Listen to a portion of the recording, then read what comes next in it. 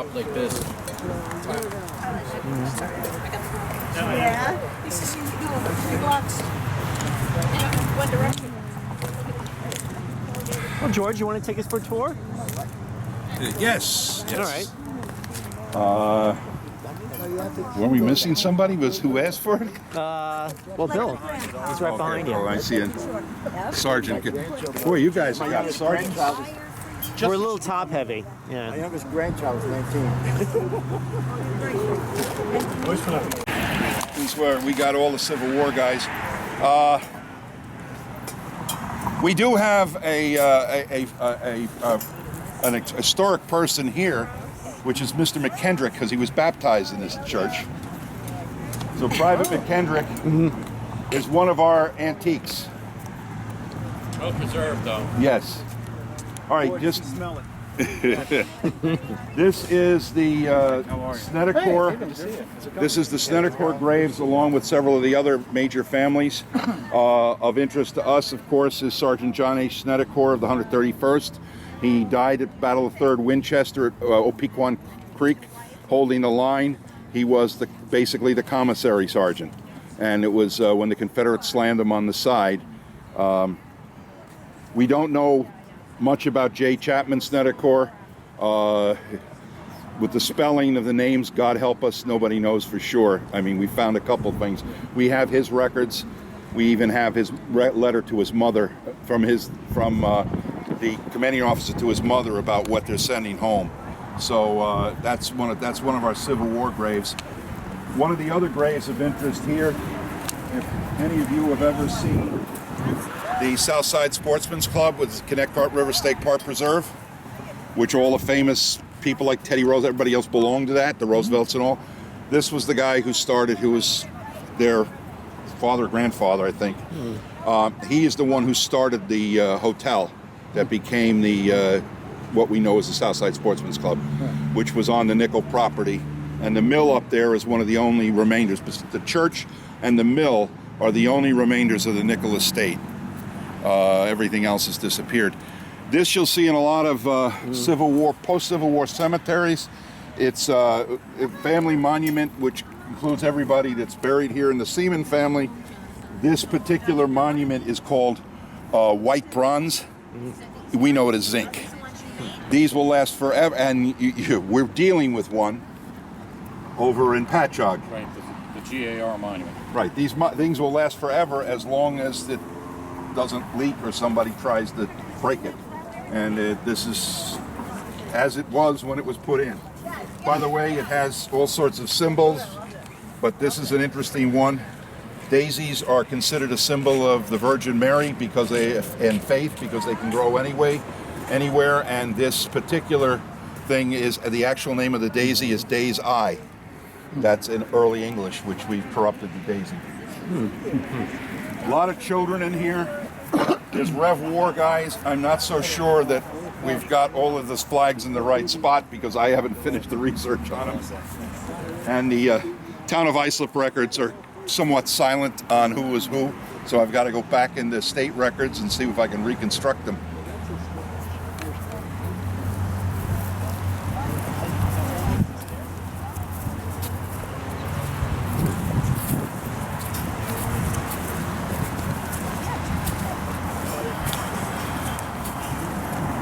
Oh good, the greens are over here.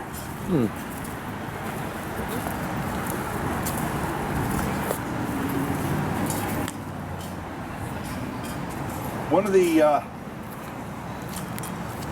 of the early tricks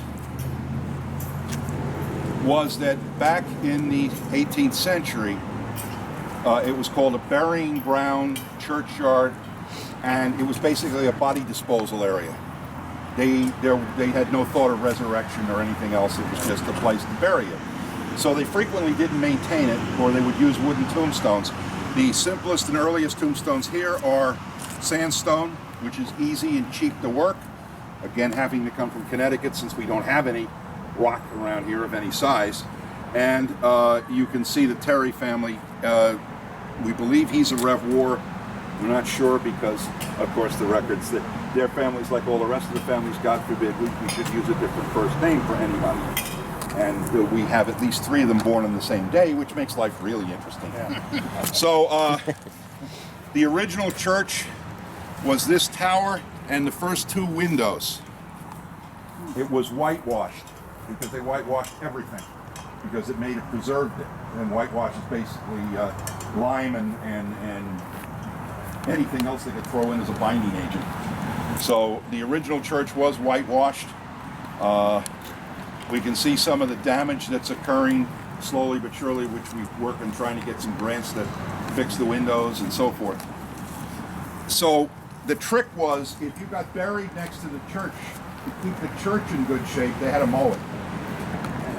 Or, yeah, well, no, they either use a scythe or they put a sheep in here to keep it clean, because otherwise the building would collapse. So that was the trick: get buried next to the church, and you'd be all right. And this churchyard, until even a few years ago, was pretty well neglected, like it would have been an early churchyard. Denise is one of the people who spearheaded cleaning it up.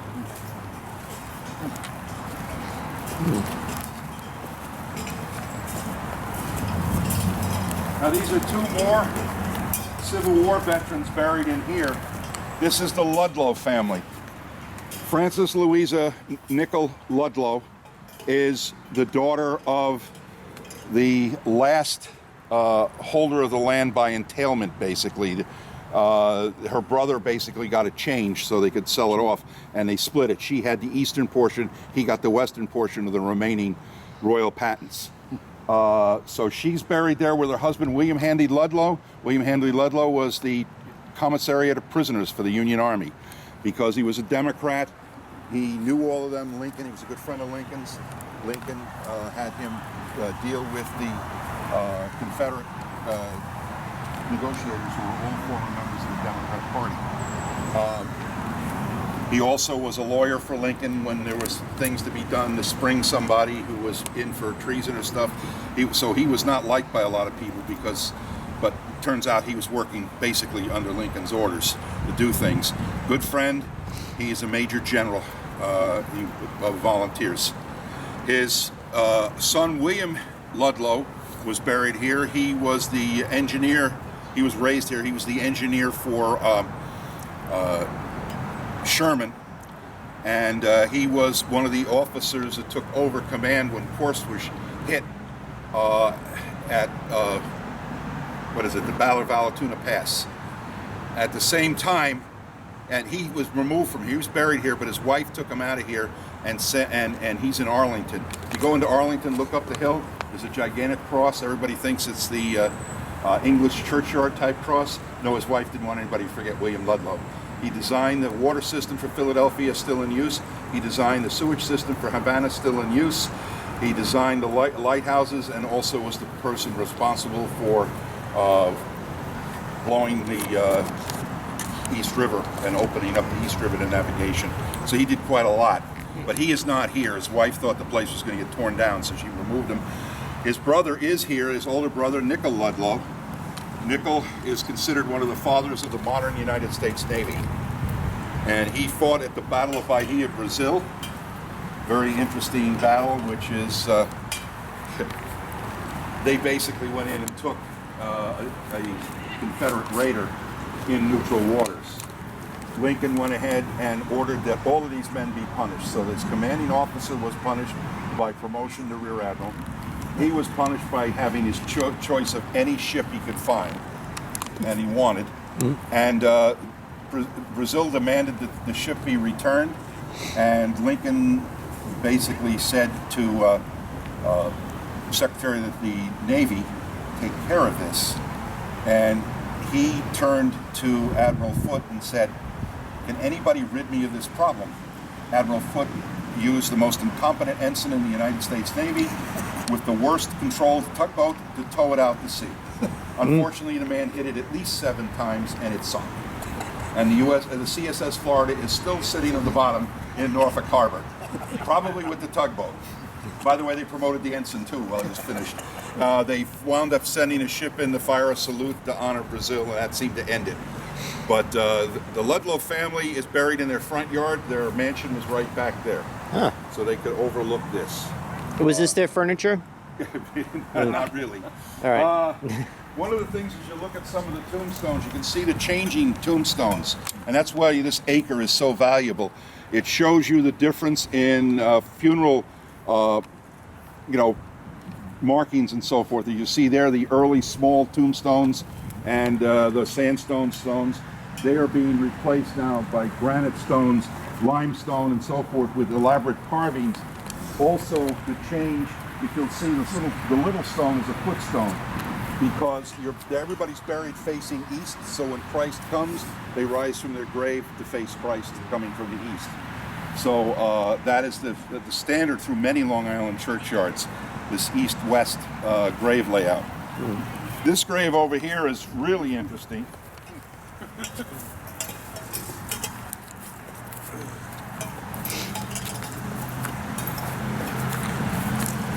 We're pretty sure this stone came from France. This William Mazarie was a wealthy merchant who left France during all the Troubles, came over here, was very well known. Why he was here and why he died here, nobody seems to know for sure, but we believe that, like many of the Normandy tombstones, there was an urn up here, but this looks like a churchyard in Normandy, so we know this came from France, so it's an oddball. It's one of the only ones around.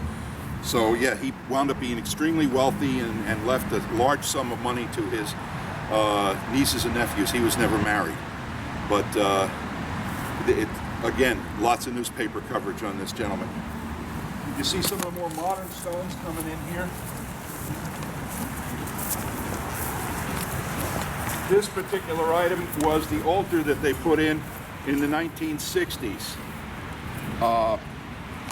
It didn't fit, so they removed it, and the altar that you'll see inside is the original altar that the Reverend Samuel Seabury, who became the first American Episcopal bishop, celebrated the very first worship service in this church, 1765. So that's there. More Terrys and so forth. This spot is interesting because it's right behind the chancel. This is where, in England, the Lord of the Manor would be buried. Usually underneath, but again, there's no foundation. This is Long Island, there's no foundation. So when he died very young. He was an Islip Town supervisor among everything else. He left his wife, who outlived him by many, many years, with 2 children, one of which is Sarah, the other one was, of course, William. And when he died, he created a great paper trail that I've been able to use as town historian, because the town of Huntington moved in to try to steal Islip, and because they said they owned it. And the nickel patents, they defended it. It went on until 1881, the nickel patent fight. But she won, and her children had their land. And the Ludlow family were the lawyers, which is how probably they met as children. So he died quite young. But what's interesting about this is there's a child buried here.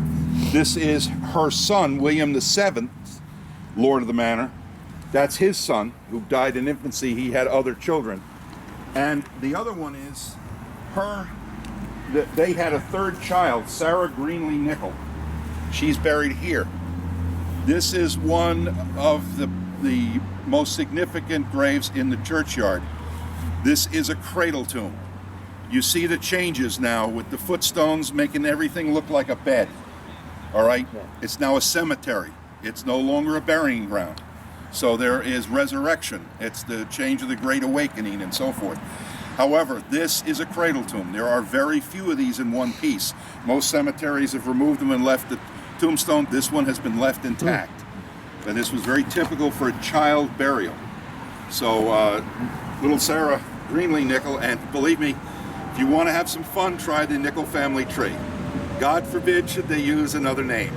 There were at least 4 Sarahs alive at the same time, all cousins, and all doing the same thing, and trying to sort them out's impossible. And several Williams, and there were actually 2 Williams marrying 2 Sarahs at the same time, and it's a little hard to tell who's who. It makes the Munkenbeck family tree look like it's easy. We only use the words, the names George, John, Francis over and over again, because those were the right kings. The name Nichols Road, was that by any That is chance? them. That That's is them. They one interesting thing about the Nicol family, William Nicol, who was the original patentee, that's why it says Islip 335. This is the 335th anniversary of the birth of the town of Islip. When he got his grant, and as his family built, his daughters married off to many families whose names you know, Floyd. And William Nicol is actually the great-great-grandfather, the signer of the Declaration of Independence. He is also related to several of the other signers of the Constitution and the Independence. He also married a daughter into Bull Smith's family. So he controlled almost every parcel of land on Long Island. He also controlled parts of Massachusetts because the governor gave it to him. And he controlled Shelter Island. And what he didn't control, he bought. So he literally, the Nicol family ran everything. And if you look, all of the offices, they were, during the Revolution, they were on all sides, which is like typical of Long Island families. They hit both sides. That way you could hold the property and hold freedom. When you're saying patent, Patent. do Yeah. you mean deed? No, they had the deed from the Indians. The patent came from the crown, which gave them title to the land as a royal possession. I see. So they were nobody, and that to this day, what's up? It's 3:37. We should start hanging the green. All right, the greens are on the side. Okay. Okay, we'll I get just everybody wanted over to there in a Okay. minute. The royal patent, which is the first one signed by Charles II, are interesting to us today.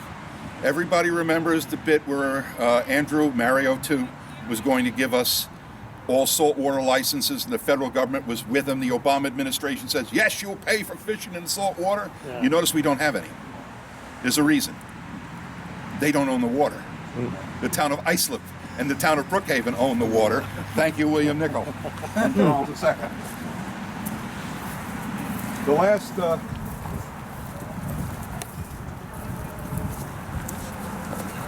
last tombstone of real interest here, I mean, there's a lot of interesting people in this place.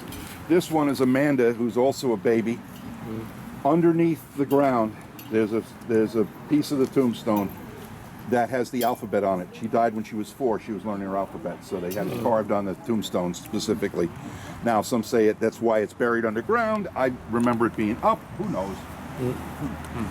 Anyway, that's the cemetery. Feel free to go in the church. We're going to start hanging greens if you guys want to get into it. All right. Thank you, George. Thank you. Oh, who wants a photo? Oh.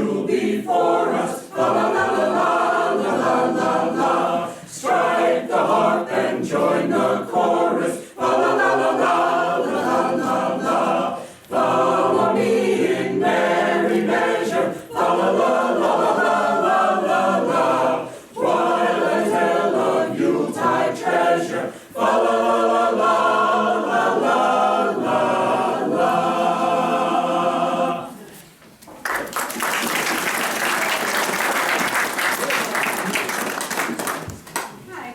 Our next carol, Hark the Herald Angels Sing, was created in 1855 when an English musician named W.H. Cummings combined music written by Felix Mendelssohn for a cantata in 1840 with the words from a hymn written by Charles Wesley in 1739. Charles Wesley was the brother of John Wesley, who founded the Methodist Church in England. Charles Wesley may have been dismayed to hear the liveliness of Hark the Herald Angels Sing, because he believed that music should be slow and solemn. It is hard to imagine this favorite song being sung any other way than the way we know it now.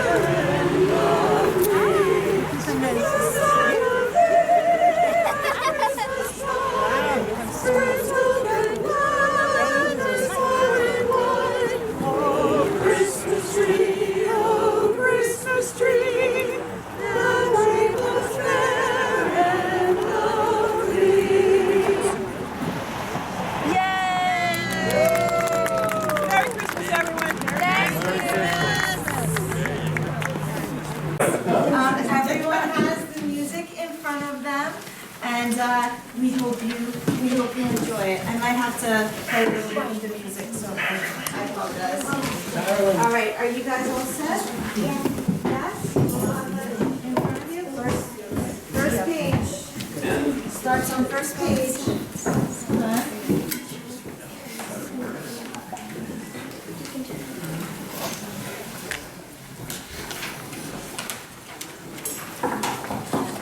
I know we're not supposed to be using modern technology, but you gotta do what you gotta do.